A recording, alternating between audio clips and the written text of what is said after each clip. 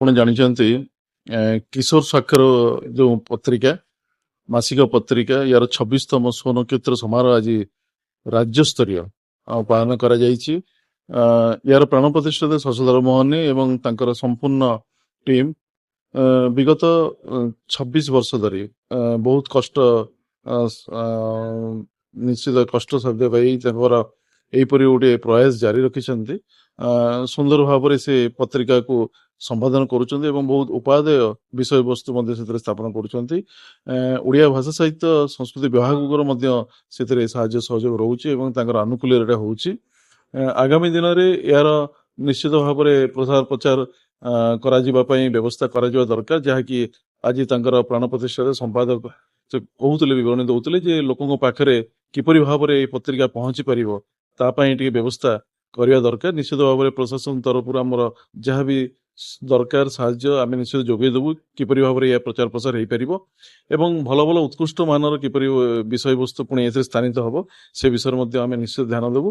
ଏବଂ ମୋର ଅନୁରୋଧ ରହିବ ୟାର ସମ୍ପାଦକ ଏବଂ ପ୍ରାଣ ପ୍ରତିଷ୍ଠାକୁ ତାଙ୍କର ଯେଉଁ ପ୍ରୟାସ ଜାରି ରଖିଛନ୍ତି ସେ ଜାରି ରଖନ୍ତୁ, ନିଶ୍ଚିତ ଭାବରେ ଏହାର ସଫଳ ହେବ। ଶଶଧର ମୋହନୀ ପ୍ରାଣ ପ୍ରତିଷ୍ଠାତା କିଶୋର ସ୍ୱାକ୍ଷର ପତ୍ରିକାର ସମ୍ପାଦକ ମଧ୍ୟ ଦୀର୍ଘ 26 ବର୍ଷ ହବ ଏ ପତ୍ରିକାଟି ସାରା ଓଡ଼ିଶା ବାହାରେ ମଧ୍ୟ ପ୍ରବାସୀ ଓଡ଼ିଆ ଅଞ୍ଚଳରେ ମଧ୍ୟ ଓଡ଼ିଆ ଭାଷା ସାହିତ୍ୟ ସଂସ୍କୃତିର ପ୍ରଚାର ପ୍ରସାର କରିବାରେ ସେ ଚେଷ୍ଟା ଜାରି ରଖିଛି।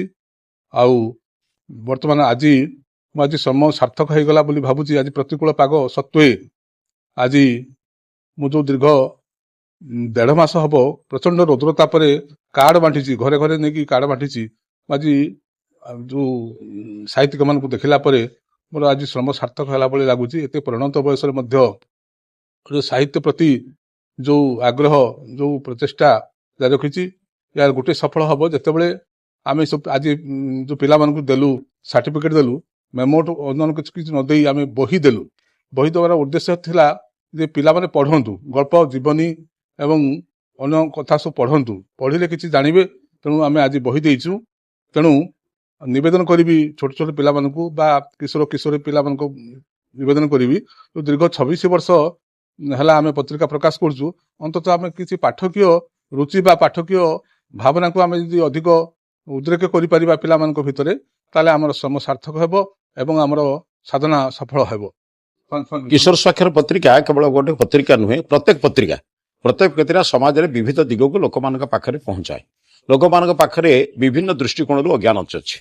କାହାର ଧର୍ମ ନାମରେ, କାହାର ନ୍ୟାୟ ନାମରେ, କାହାର ପରୋପକାର ନାମରେ, କିଏ ନିଜର ପ୍ରତିଷ୍ଠା ନାମରେ ବିଭିନ୍ନ ଲୋକଙ୍କ ପାଖରେ ବିଭିନ୍ନ ପ୍ରକାର ଅଜ୍ଞାନ ଅଛି। ଏଇ ଯେଉଁ ପତ୍ର ପତ୍ରିକା ଗୁଡ଼ିକ ଆମକୁ ବିଭିନ୍ନ ଦିଗରେ ସଚେତନ କରାଏ, ଆମ ଭିତରେ ଥିବା ଭୁଲକୁ ଦୂର କରେ, ଭଲ ହେବା ପାଇଁ ଆମକୁ ପ୍ରଯତ୍ନ କରାଏ। ପ୍ରତ୍ୟେକ ପତ୍ରିକା ଯଦି ଲୋକମାନେ ପଢ଼ନ୍ତେ ତାହେଲେ ତାଙ୍କ ଭିତରେ ଥିବା ଅହଙ୍କାର, ତାଙ୍କ ଭିତରେ ଅଭିମାନ, ଗର୍ବ, ପ୍ରତିଷ୍ଠା, ଏଇ ଯେଉଁ ଜିନିଷ ଗୁଡ଼ିକ ମଣିଷକୁ ବେଶୀ ଦୂଷିତ କରୁଛି, ନଷ୍ଟ କରୁଛି, ସେଇ ଜିନିଷ ଗୁଡ଼ିକ ପଢ଼ାପଢ଼ି ଅଭ୍ୟାସ ରଖିଲେ ସେଇ ଦୋଷ ଗୁଡ଼ିକ ଦୂର ହୋଇଯିବ। ପ୍ରତ୍ୟେକ ପତ୍ରିକା ସେଇ କାମ କରୁ, କିଶୋର ସ୍ୱାକ୍ଷର ପତ୍ରିକା ସେଇ କାର୍ଯ୍ୟ କରୁଛି। ମୁଁ ଆଶା କରୁଛି ଭବିଷ୍ୟତରେ ମଧ୍ୟ ସେଇ କାର୍ଯ୍ୟ ଜାରି ରଖିବ ଏବଂ ସମସ୍ତଙ୍କୁ ସଚେତନ କରିବା ପାଇଁ ଚେଷ୍ଟା କରେ। ପିଲାମାନଙ୍କୁ ମୋର ଗୋଟିଏ ବାର୍ତ୍ତା, ସେମାନେ ଅନ୍ତତଃ ପକ୍ଷେ ନିଜର ଜ୍ଞାନକୁ ବୃଦ୍ଧି କରିବା ପାଇଁ ଚେଷ୍ଟା କରନ୍ତୁ। ଗୁରୁଙ୍କ ନିକଟକୁ ହୁଅନ୍ତୁ, ଗୁଗୁଲ ଠାରୁ ଦୂରରେ ରୁହନ୍ତୁ, ମୋବାଇଲ ଠାରୁ ଦୂରରେ ରୁହନ୍ତୁ, ଅନ୍ତତଃ ପକ୍ଷେ ମା ବାପାଙ୍କ ନିକଟରେ ବସନ୍ତୁ। ଆଜିକାଲି ପିଲାମାନେ ମୋବାଇଲ ପାଇଁ ମା ବାପା ଠାରୁ ଦୂରେଇ ଯାଉଛନ୍ତି। ଭବିଷ୍ୟତରେ ମଧ୍ୟ ମୁଁ ଭାବୁଛି ସେମାନଙ୍କର ଜୀବନ ଏତେ ଅସ୍ତବ୍ୟସ୍ତ ହେବ। ତେଣୁ ମୁଁ ଆଶା କରୁଛି ପ୍ରତ୍ୟେକ ପିଲାମାନଙ୍କୁ ଅନୁରୋଧ କରୁଛି, ସପ୍ତାହରେ 2 ଦିନ 3 ଦିନ ଗୋଟେ ସଂକଳ୍ପ ନିଅନ୍ତୁ, ଆମେ ମୋବାଇଲରେ ଉପବାସ କରିବୁ।